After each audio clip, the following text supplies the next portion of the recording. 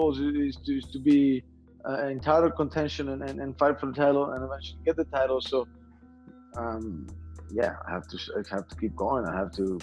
I mean, but that's what I do. Like I don't do other things other than fighting and training and stuff. So I always train anyway.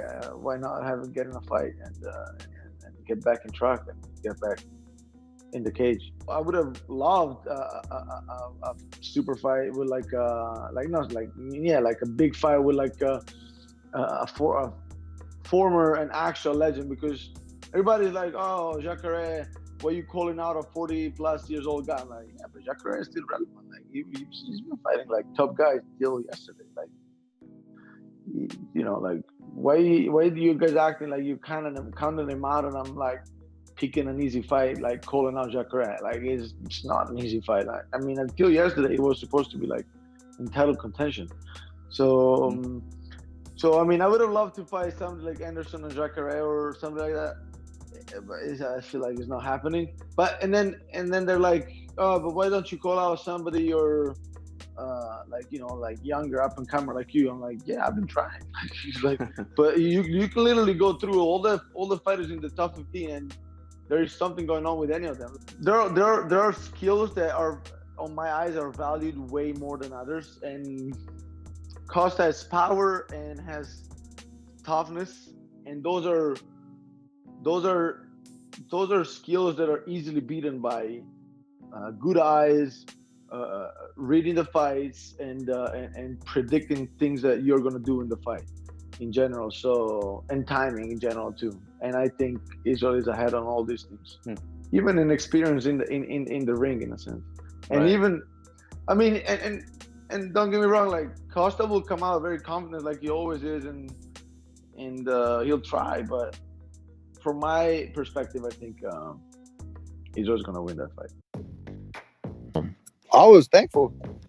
I gotta be real. Like, it's like there's no more hype. Like, everybody else can have so much hype behind it. I mean, I've had like some win streaks that you don't even know in wrestling, football. In football, we were like 27-1. We won state. So I mean, like, I can count on my hand in high school wrestling how many times I've lost in 2 hands.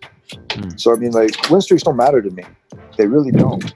Like, if I was really big on win streaks and everything else like that, then I would be like some arrogant asshole, you know, like just who I'm not. I just don't care about that kind of thing.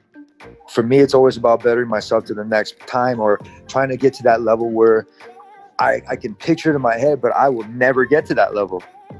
It's fucked up, dude. I'm always throwing salt in any of my wounds, which is like my game. I call it my game. I'm always throwing salt in my game. The one thing you'll never see me do is taking a knee in my academy. You'll never see me sitting on my ass or taking a knee, because I say air is up. I'm always moving. How's your cardio so good? Because I'm moving around. I'm working.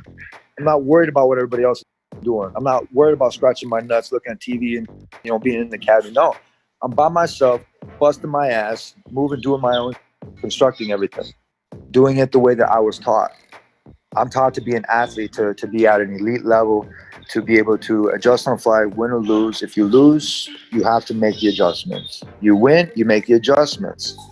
You worry about those win streaks. That's when you start, like I say, you start floating up in the clouds, and then boom, eventually what? You're going to hit something and pop, there you go. That's going to be a hard fall all the way down. You stay level headed and you make sure you don't count. And you can count the wins. I count the losses, dude. Like, I'm not worried about the wins. I lose track of how many fights I even have. I know how many losses I have. You know what I mean? It's a little bit different for everybody. So I think that there was a lot more people hurt. I mean, my fans, you know, were hurt. I mean, I feel for it. But for me, I hadn't felt this way in a long time, like a love for the game again, Ariel.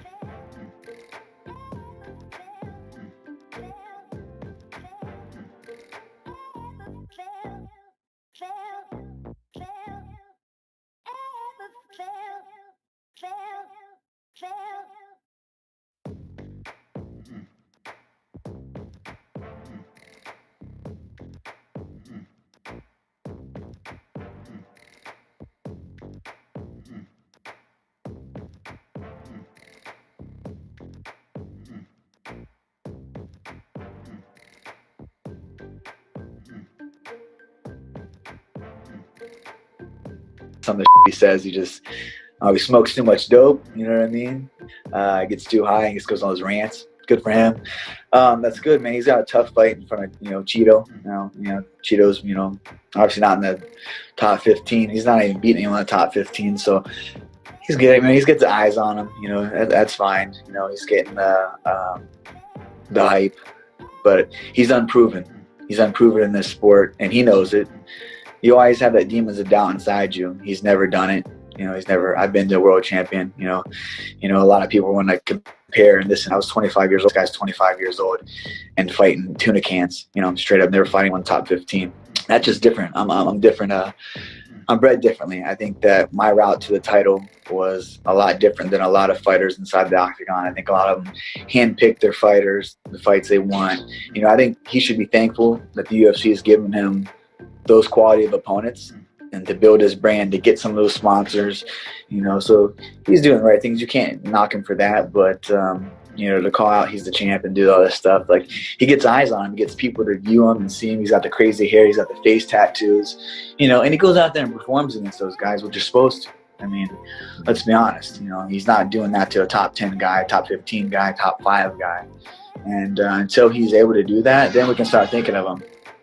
We assumed that he was going to break John Jones' record as the youngest UFC champion. And now, like, a global pandemic might slow that progress down a little bit for that exact record, but not much. We were only off for like 6 weeks or something like that. Yeah, I know, which is insane, but it just speaks to the inevitability of his championship reign. Like, it's not if, it's when. This kid is special. He is one in a generation, and I know what the I'm looking at, and you know what you're looking at, and it's interesting to finally be in this time where everyone else is starting to take notice, because he's such a sweet and quiet kid, but man, he's a killer, and when people actually take a moment to watch him, they will never be able to forget him.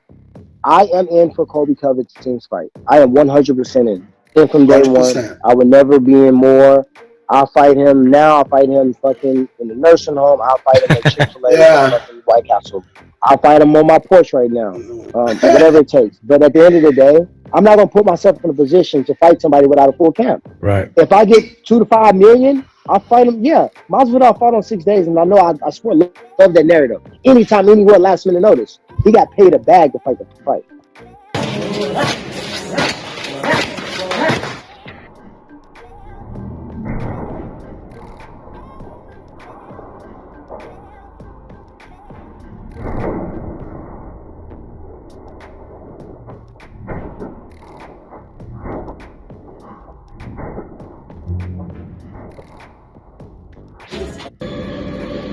I wasn't really sure how I've been feeling about these. They was kind of weird at first, these new Yeezys. I just did a workout on this underwater treadmill, and these bitches hit like Adidas. We gonna work out a deal before this is all said and done. Me and you, we need to work together. I film commercials and shit. These things just huge, but they fucking work in the water though. It's crazy. Yeah, I'm not sure, but I know that Yoel Romero is fighting Uriah Hall soon, and that's an interesting fight. I mean, that's an interesting one for Yoel Romero because Yoel Romero needs a good win, right? Obviously, he had that lackluster performance against Adesanya. Then he got beat off Paulo Costa. He did beat, and he lost to Robert Whittaker a couple of times. So even though he is such an intimidating, explosive guy, he needs a win. And against Uriah Hall, that's an interesting matchup as well. And I would say the winner of that fight, or even the loser, potentially the loser of that fight, should fight Darren Till. You know, that'd be a good next matchup for Darren Till.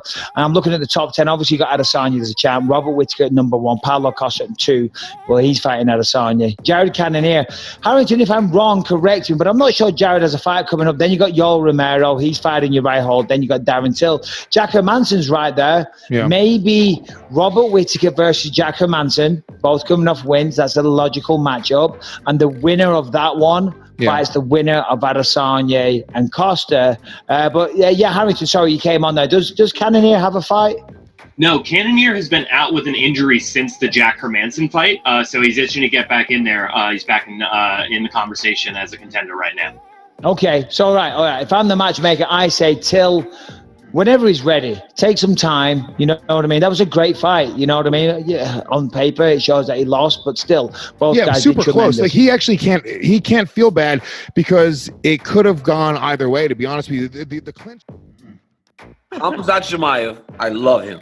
I think he's aggressive, and brother, tell me, I'll fight anybody, brother. Like, I mean, brother, I'll smash them. Give me 1 hour, brother. I swear, guys. Sounds exactly like Khabib, right? Everybody know these guys not my level, brother. Like, brother, this.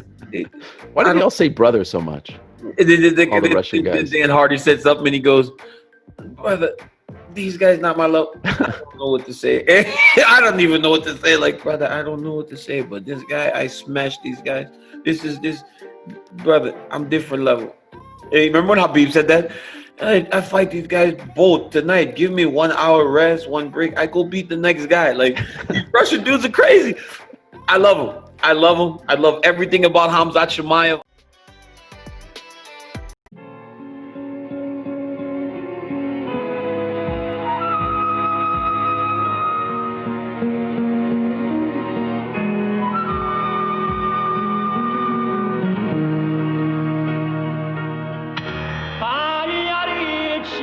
Ganja